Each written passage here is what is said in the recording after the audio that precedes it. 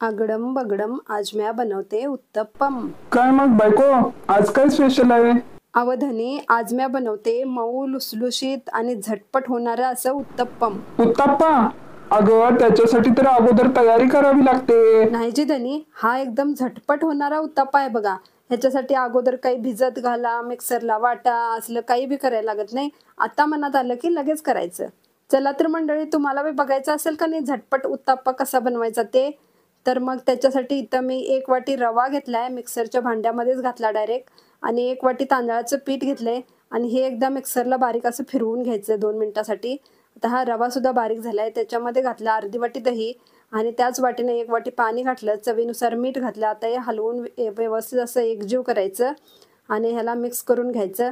तर आता 1 वाटी पाण्याने काही याची पेस्ट अशी बनणार नाही, म्हणून अजून 1 वाटी पाणी घातलं आणि ह्याची दुरदुरीत अशी पेस्ट बनवून 10 मिनिटासाठी हिला झाकून ठेवायची।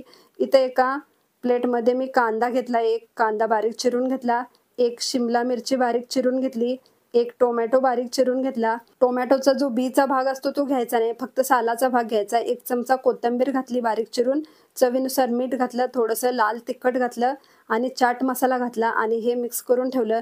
आता आपलं पीठ सुद्धा 10 मिनिटं झालेत, भिजलंय चांगलं।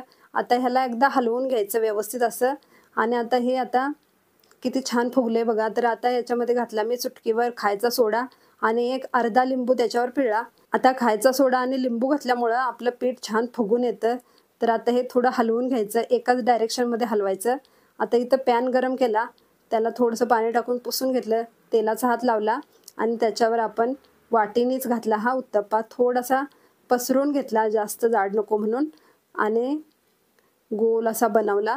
आता त्याच्यावर जे आपण बनवला होता मसाला तो भुरभुरायचा, कांदा मिरची वगैरे, आणि ते व्यवस्थित असं चिकटावं म्हणून त्याच्यावरला वरून असं दाबायचं आणि तूप टाकून भाजून घ्यायचं। तर थोडंसं तूप टाकल्यानंतर लगेच हा उत्तप्पा उचलतो। तर अशा पद्धतीनं मी एका बाजूला खरपूस भाजल्यानंतर दुसऱ्या बाजूने पण भाजून घेतला आणि त्याला सुद्धा तूप लावून घेतलं, आणि आता रेडी झाला आपला झटपट होणारा उत्तप्पा। त्याच पिठाचे आपण डोसे सुद्धा बनवू शकतो। तर हा मी एक डोसा सुद्धा बनवलाय बघा, आणि खाण्यासाठी रेडी झाला उत्तप्पा।